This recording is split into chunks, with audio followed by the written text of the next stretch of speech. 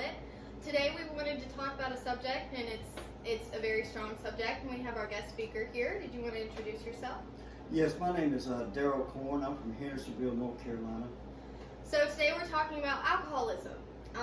It's a very strong subject. It's very personal. Very common. But he has a strong story, and we really want to get it heard. So I guess we're just going to start out with some questions. You want to do the first one? Sure. Did something traumatic happen for you to start drinking?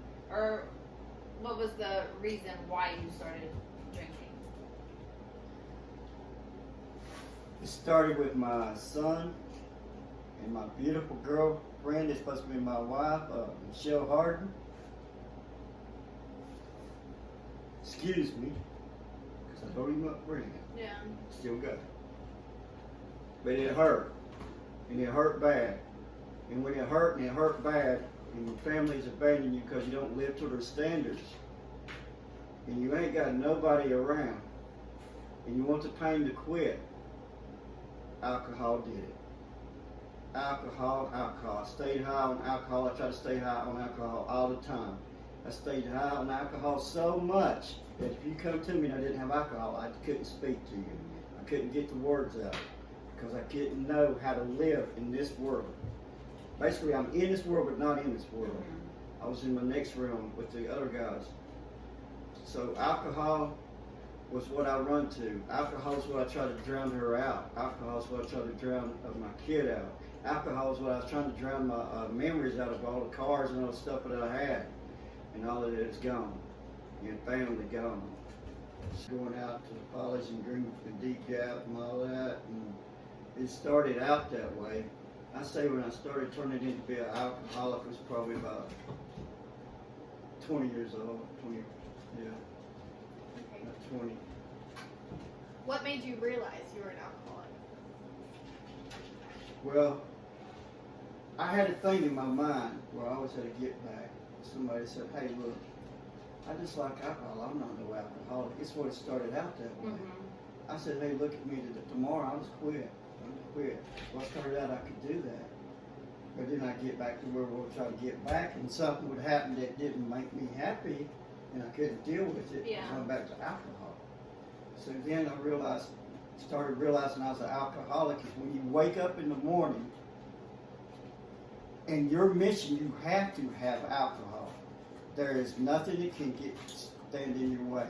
You have to have alcohol so bad that you're not even worried if the cops are going to come. You gotta have alcohol and you're shaking in the insides, and how I say it was shaking the nerves of this rat, and you feel like you're going to die. When I realized I was an alcoholic, it started out to take me 140. That's when in the early time, at the beginning. And then it progressed as I progressed, and I would drink all night long. And I had to go to Loco Pours. Loco Pours was a different kind of alcohol with an energy kicker to it. And I would go all night, and it sounded this way, and it's in my own world. But then I realized that I was an alcoholic so bad that I couldn't function without alcohol. I had to have all my alcohol. And alcohol to me was alcohol and the street people were my family. Yeah. There was nothing that stood in the way of my cousin. They liked me a lot. I got to a point where the hurt and frustration was, but first, when you're drinking an alcohol, you have a hurt, no matter what. Your hurt will stay inside you. That hurt, when it festers, will turn into anger. Even though I can keep my anger in control when I get away, all my things get away when I get really angry. Get away. Don't hurt nobody. Just get away. Maybe if I got really angry, I went and beat the trash can with some pole or something. Right. You know? But the thing about it was, with the Mexicanos, I still got visions. I still got visions that we drank beer and they accepted me. We did things as a family, but I still got visions of the things I did drinking that we weren't supposed to say that started happening out in right in the plains, right in front of y'all's eyes in Hendersonville, but they wasn't in front of y'all's eyes. I got to the point where I was like marked by the cops because they thought I was going. I was told I was, by the way, you can look it up on the computer. I'm what do you call it, code red, a red alert. Red alert was on me. It ain't my parole officer don't know why. You hear me? The wrong reason is because alcohol can do a lot of things to people. Alcohol destroys your life. Alcohol, I planned on not being right here. Yeah. I planned on drinking myself, and I accepted death. Please come. Mhm. But the thing that hurt me worse is it didn't come to me, but it hurt the people I love. I love the people out there on the street, by the way. I don't care what their actions. Everybody's got flaws, but I'm gonna tell you what, I'm not out to be judgmental about nobody. If I see somebody down and hurting, I'm gonna tell y'all, if y'all pass by something, y'all say you're Christians or whatever it may be, right? Number one, if you say you're a Christian, you have love in your heart, right? And you say, hey, I can't stop for this person, they might kill me. You're right, they might kill you, I understand. But listen here, if you go up the road a little bit and you got a bunch of jackets, or they don't even care if it stinks, if it's cold out there, you know you might be driving by somebody about to die. And what a lot of things I did was out there watching out for people, even when I was drinking and I worried about people, and I still do. But the thing about it is what I have to realize, I was going back to my hometown, is that ain't my world no more, and I have to leave it behind. Yeah. That's right before you.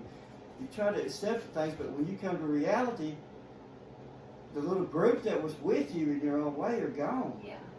And then the newer things kicked over. I learned it in Hendersonville, North Carolina, where a lot of alcoholics were walking and hiding on the railroad tracks and out in the woods. I know where each place went. I knew in my head, I got it like a GPS thing. I know where all places where all people would be. You can think they were all right, you know. But now, tents set up, meth and laptops inside the tents. It's their own world. And that world right there opens portals, and it does. It really opens. So I see stuff that I'm not afraid of, but I see stuff that somebody didn't realize. And I'm trying to tell me, you know, I'm trying to bring it back. And a real good friend of mine, he calls me up and talks to me. And it's the people we lose and the stuff that was involved and the things I didn't see just started turning into reality. Yeah. Like the place I was staying at, you know, up there was Somerset. There was some bad boys out there looking out and they wanted me. I said, you know what I did? I'm afraid of death when I was like that. You know, when I got messed up. So I wanted to really go over and leave the world. Yeah. I figured this ain't suicide, but do it my way to get way out.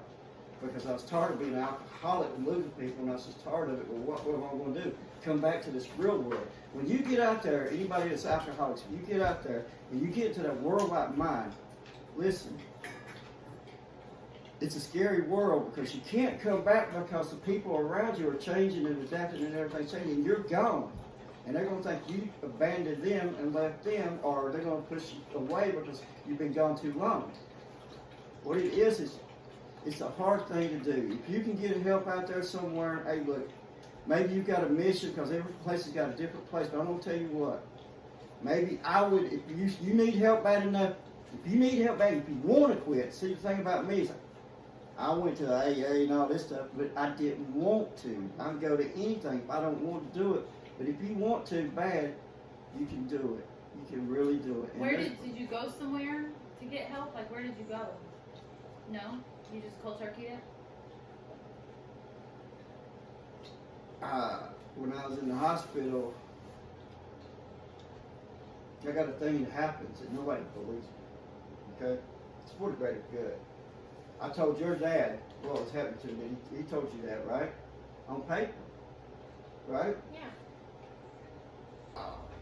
You know, I sent you stuff would go, look, you didn't see nothing, did you? And then I wait later. You know what I'm saying? Yeah. This is like, you got to show them what. I was, by the way, drinking got me this level too. I was with a guy named Asa Rodriguez. I didn't know until I give this woman and this kid at the mission, a rescue mission in Hendersonville. What I did was I made money, and I set up 2 tents in a beautiful place and set it up right. I set up 2 tents in a place where you could play cards or whatever, and I took it out there in the woods. Nobody interrupted me. We built bonfires, and it took the kid and the mom and bought the food and everything to eat good, and make sure the beds and everything were good in there. And everybody's happy, you know what I'm saying? But the thing about it was, I didn't know that Cesar Rodriguez was really a murderer. What he did with my murder was he wait till you go to sleep. See the intuition, the little voices that everybody says, it's a way, there's a way to get about that. And I get, I'm saying, We are strong on each other, so watch out, guys. Whatever we say to people or whatever, we can change the course, which our Creator, I call it, because I don't want to go to many names at the world and all the confusion is. Our Creator, the one that loves us, is giving us freedom of choice. We choose to drink that beer, or we choose not to, or we choose whatever it is that comes before us. But always remember, guys, to watch your actions. There's always somebody out there watching. But I went down to, I started walking. I started walking down to the A1A, right? And what I do is I talk to my father, thinking, oh my God. And I seeked everything done, every drug it is, about everything it was. I might be some drugs I missed because they're making you, but anyway. And they use them because we got protection, right? Right. Oh. But I'm going to tell you one thing, it really helped me out a lot because that's what I'm seeking now. I'm seeking my Father's love. I used to seek alcohol all the time. But Father, if He had enough to forgive me, a lot of people haven't forgiven me yet. Yeah. But Father did, and He forgives you. And He sees you, He loves you the same as me. For all y'all that are out there, you know, you think of talking, not know what I'm talking about going right or left, listen. You might have nobody, you might see nobody, you might have did the worst things of all kinds, you know, right now. But I'm going to tell you one thing.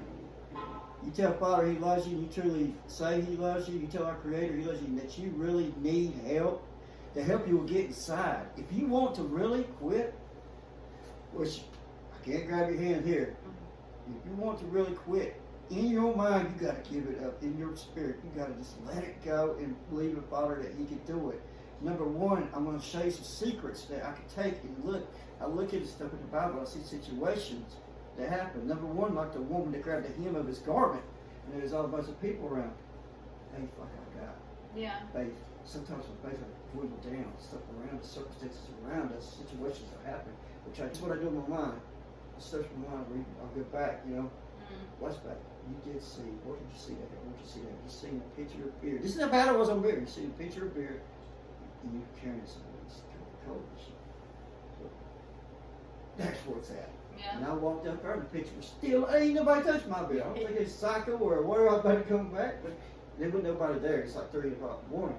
But I would go, and my intentions were not to go help nobody when I was worried about alcohol. My intentions were, I'm going to get my alcohol, and I am going to drown out every pain and everybody.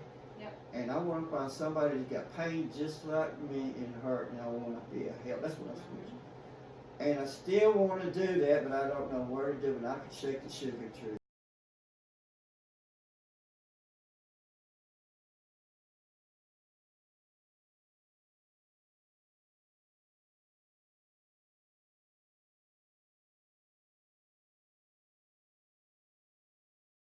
Going on. Who's the taste for this? Okay. Is everything there? Let's see. We gotta make sure you're in it. I know. Are we in it? Come closer. We did it?